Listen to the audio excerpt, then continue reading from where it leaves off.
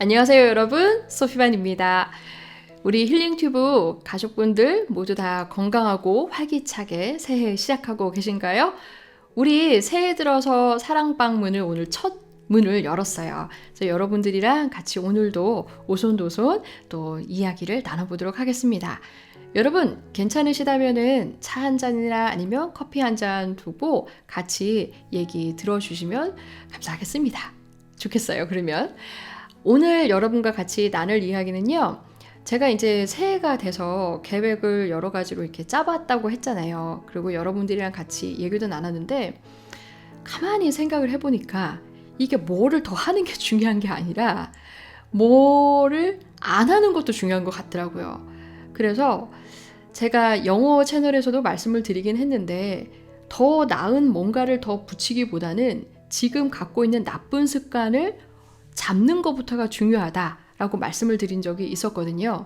그것처럼 저도 제 생활을 이렇게 돌아보니 하지 않는 것부터 해야 되는 거가 시작인 것 같았어요. 그래서 올해 제가 꼭 버리고 싶은 습관 그리고 어떤 생각의 방식이라면 그 5가지를 한번 꼽아봤습니다. 첫째는요. 정말 이거 지금도 문제네요. 지금도 웅웅하고 울리는 소리가 들렸는데 여러분도 어쩌면 비슷하실 것도 같다는 생각이 들더라고요.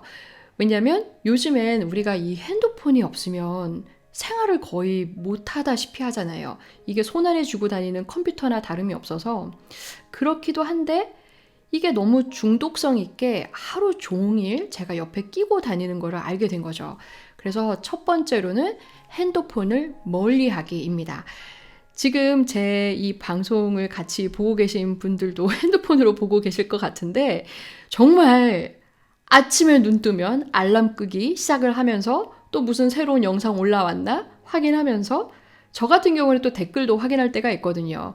이렇게 시작을 하고 세수하고 양치하는 동안도 뉴스를 핸드폰으로 보고 그리고 또 일을 하면서도 스케줄 알람 뜨는 거를 핸드폰으로 또 보면서 그리고 요즘에는 또 굉장히 우리를 이렇게 성가시게 하는 그 산만스럽게 한다라는 그 요인이 또 하나가 특정 회사를 이렇게 나쁘게 말하는 건 아니지만 까똑이 있잖아요. 까똑 일하다 보면은 그래서 그 부분도 상당히 에너지 소모 그러니까 산만해지기 때문에 그 부분도 있고요. 결정적으로는 자러 들어가서까지 이 핸드폰을 쥐고 있는 거죠. 그래서 끝까지 자야 하는데 영상을 보고 싶다는 이 유혹에 시달리다가 뭐 하다가 잠이 드니 깊은 잠을 자지 못하는 그래서 피곤이 이어지고 또 일을 할 때 그 피곤이 이어지니까 효율적으로 하지 못하는 거를 제가 좀 알게 됐어요. 그래서 최대한 핸드폰을 자러 들어갈 때 단 곳에 알람은 알람 시계 우리 이런 핸드폰 말고 진짜 그 시계 있잖아요. 알람 시계 그거로 맞춰놓고 옛날 방식으로 돌아간 거죠. 그래서 핸드폰을 멀리 놓고 그리고 이제 카톡 같은 경우는 원래 일할 때는 원래 자주 보지는 않는다고 하더라도 굳이 쓸데없는 메시지에 너무 낭비하지 않기. 그래서 핸드폰을 멀리하기입니다. 그리고 두 번째는요. 여러분 제가 이거 우리 초반에도 커피나 차 한 잔 가지고 오세요 라고 말씀을 드렸긴 했는데 저 같은 경우 이제 뭐 특별한 취미가 막 없어요. 제가 잘하는 것도 많지도 않고 그러다 보니까 어느새 커피를 마시는 게 이건 거의 복용의 수준인 취미가 되어버렸더라고요.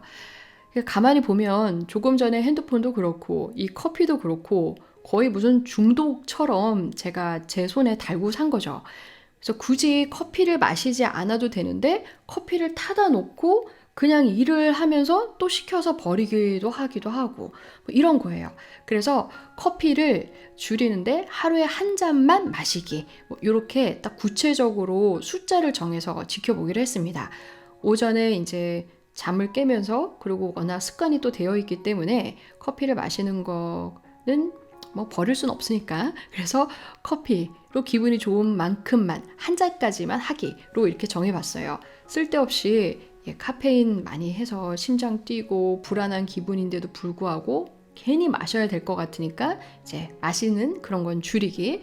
그래서 그 대체로 꿀차 아니면은 생강차, 대추차 몸에 좋다는 거 있잖아요 여러분. 그런 거를 좀 마셔보기로 했습니다.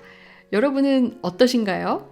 커피 너무 복용의 수준까지 드시는 분이 계시다, 저처럼. 그러면은 저와 같이 좀 줄여보시는 거는 어떨까요?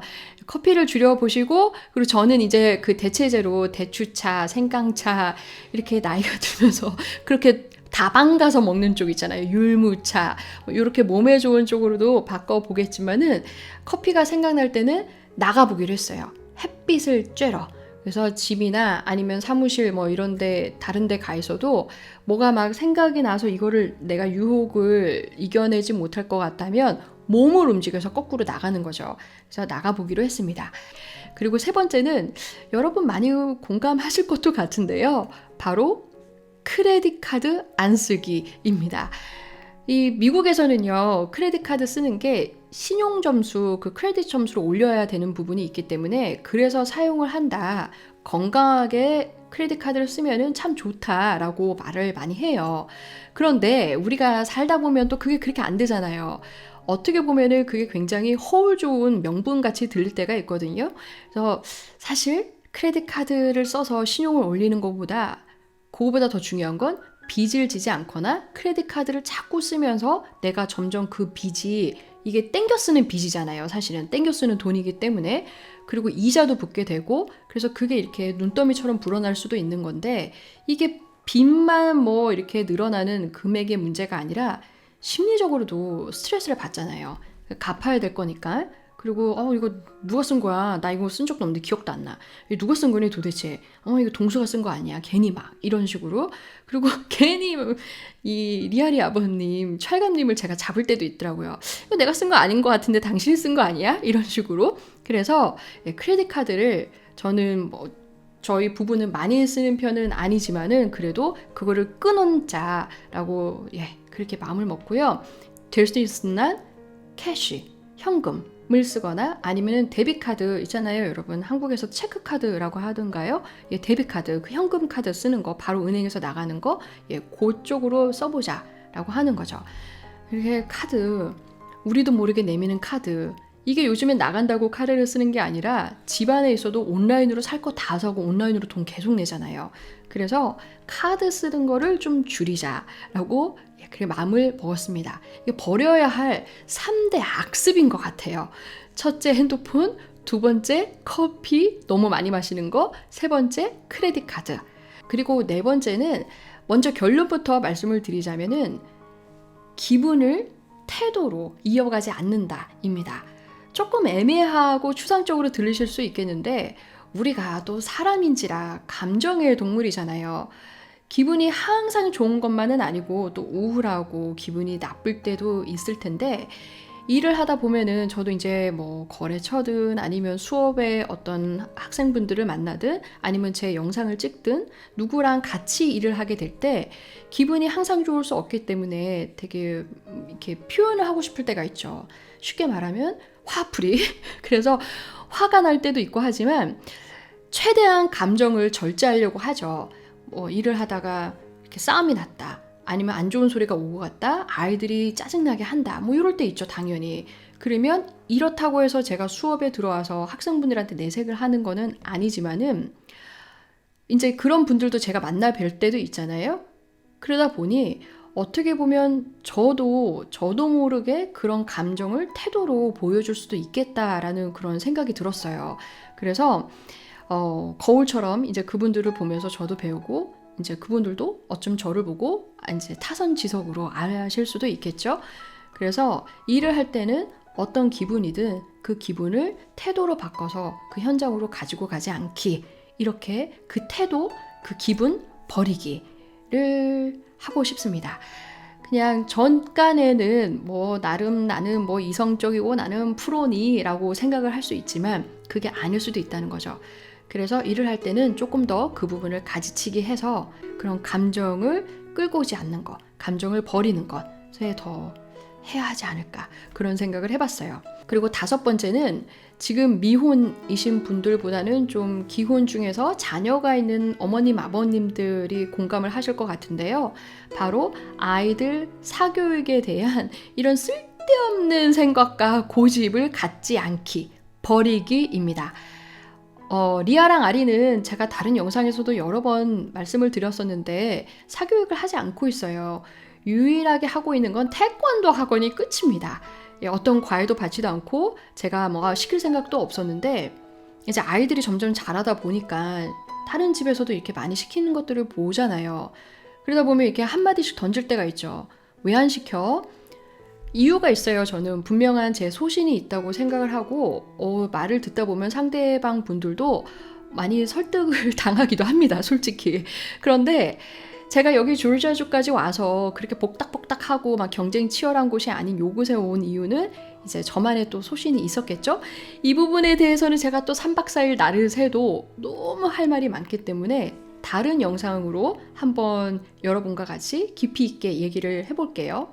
그런데 이제 주변에서 이렇게 말을 계속 듣다 보면 사람인지라 그리고 엄마인지라 아이들이 잘 되기를 바라는 건 다 똑같은 마음이잖아요.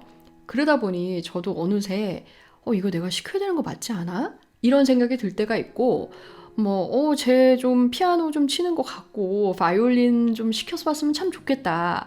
우리 애도 어느 쪽에 잠재력이 있을지 모르는데 내가 너무 그냥 방치하나? 이런 생각이 들 때가 있어요. 그게 솔직한 심정입니다. 그리고 제 깐에는 또 막 이렇게 유튜브 같은 거를 보고 다른 엄마들 보면은 굉장히 많이 시키는 분들도 계시잖아요. 그러면 저렇게 시켜라고는 했지만 또 알게 모르게 나도 또 진짜 저래야 되는 거 아니야? 이럴 때도 있기는 있죠. 그런데 이렇게 자꾸 유혹에 휘둘리지 않기. 제 원래 소신대로 갔던 이 교육, 물론 제가 다 옳다고 100% 장담은 할 수는 없으나 엄마나 부모가 휘둘리기 때문에 아이까지 혼란스럽게 휘둘리게 하지 않기. 그래서 이런 유혹을 버리기로 그렇게 마음을 먹었습니다. 올 한 해는 최소한 이 다가서까지만 제가 지키고 있어도 이 정신산만스러움, 안 그래도 요즘 가뜩이나 이 질병 때문에 우리가 막 답답한 이런 감정들, 어떻게 보면은 잘못 가면 이게 분노 조절에도 좀 문제가 되기도 하고 괜히 우울증이 더 오기도 하고 여러 가지로 우리한테 좀 부정적인 영향이 많이 있잖아요. 그래서 더 산만해지는 것도 있고 마음을 잡지 못하는 부분. 그런데 이런 저한테 붙어있는 나쁜 것들만 가지치기를 해서 잘 걸러내도 좋은 것들이 남아있지 않을까라는 생각을 해봤어요. 여러분, 저의 이 발음도 잘 안 되네. 이 5가지 나쁜 습관 버리기 어떻게 생각하세요? 또 이렇게 여러분들한테 말씀을 다 드리고 나니 기분도 더 이렇게 한결 가벼워진 것도 있지만 안 지킬래야 안 지킬 수가 없겠죠. 소피 반 한 입 갖고 두 말 한다 이러면 또 너무 지좁서 보이기 때문에 물론 시간이 가면서 여러 변수가 있어서 우리가 바뀔 수도 있겠지만은 여러분 같이 만약에 저랑 공감하시는 부분이 있고 또 여러분도 저처럼 같이 이렇게 고치고 싶은 부분, 버리고 싶은 부분이 있다면은 같이 해보시는 거는 어떨까요? 이렇게 붙어있는 이런 지저분한 것들 우리 툴툴 털어내고 가뿐하게 시작해보죠. 오늘은 그래서 제가 새해 버리고 싶은 5가지들에 대해서 이야기를 해봤습니다. 우리 더 많은 얘기 나눠볼게요. 다음에 또 뵙겠습니다. 얘기 들어주셔서 Thank you. 감사합니다, 여러분. Bye.